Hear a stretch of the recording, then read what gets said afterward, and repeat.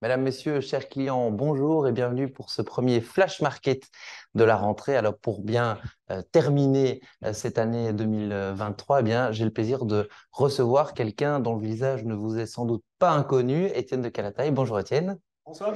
Alors, vous êtes cofondateur de la maison de gestion Orcadia, vous êtes gérant, vous êtes économiste, professeur et j'en passe. On parlait de rentrée. À la rentrée, eh bien, il y a quelque chose, on n'a pas pu passer à côté, c'est évidemment la possibilité offerte par le gouvernement belge aux Belges de pouvoir acheter ces fameux bons d'État à 2,81%. Succès politique, évidemment, puisque le gouvernement a récolté à peu près, d'après les chiffres, 22 milliards d'euros en quelques jours seulement.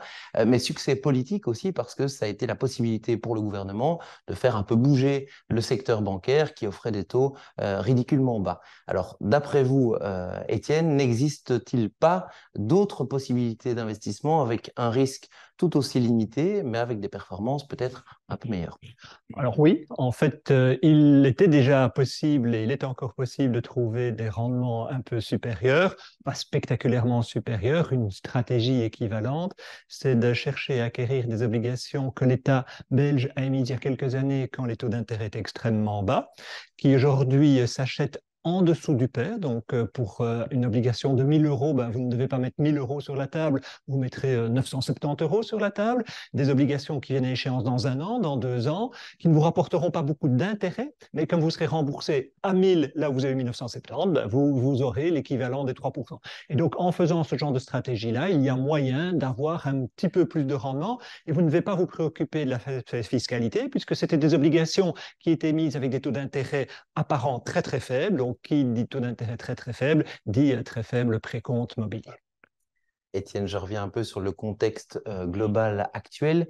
On sent qu'on atterrit tout doucement par rapport à une année 2022 qui a été, on en a déjà beaucoup parlé, vous l'avez déjà beaucoup entendu de notre part aussi, qui a été très compliquée. Cette année-ci, les taux ont continué à fortement augmenter, mais en parallèle, on a vu que l'inflation baissait quand même pas mal. Donc, on peut considérer, je crois que je m'avance pas trop en disant que le plus dur est quand même derrière nous. Et pourtant, devant nous, il y a quand même le spectre de la récession. Vous le savez, il y a aussi, ça c'est les météorologues qui le disent, l'hiver est devant nous, donc le contexte géopolitique pourra aussi avoir son influence. Est-ce que d'après vous, il faut voir le verre plutôt à moitié plein ou plutôt à moitié vide? Moi, je le vois, mais je suis d'un naturel optimiste, mais plutôt à moitié plein. Et en fait, ce que j'aime bien faire, c'est attirer l'attention sur une différence fondamentale.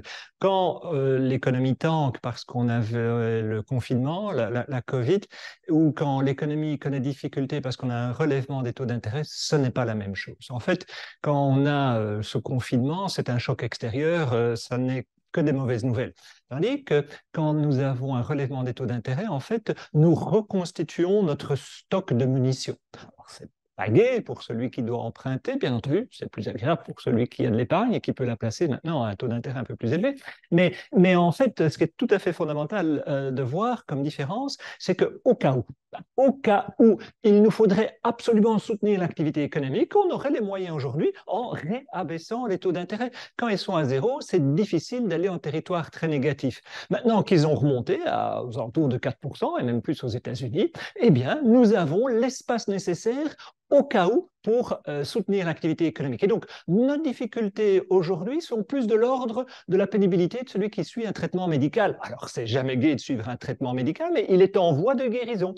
Et les taux d'intérêt, comme nous les connaissons maintenant, ben oui, on doit s'adapter à cette normalisation, c'est un autre mot que j'aime bien, la normalisation des taux d'intérêt à laquelle nous avons assisté. Donc, ne comparons pas des difficultés du type confinement aux difficultés que nous avons aujourd'hui. Ça ne veut pas dire que les mois qui viennent seront extraordinaires sur le plan de la performance économique, mais ça nous prémunit contre le très mauvais scénario, celui d'une profonde récession, puisque, une fois encore, pour me répéter, si des signaux devaient aller dans ce sens-là, eh bien, les autorités sauraient inverser la pédale et appuyer sur les gaz plutôt que sur les freins.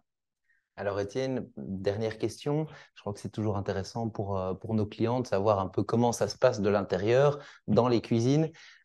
Chez vous, chez Orcadia, qui est une maison de gestion plutôt petite, hein, si on la compare à des BlackRock, à des Rothschild et ainsi de suite, une maison de gestion de taille familiale, mais malgré tout avec qui est différente parce que vous voulez apporter un impact, une éthique sur l'économie, sur la finance en général. Mais comment on se prend chez vous une décision de gestion pour sortir une entreprise, pour en acheter une autre Alors, les grandes décisions, et même les décisions moyennes, sont prises collégialement, collectivement.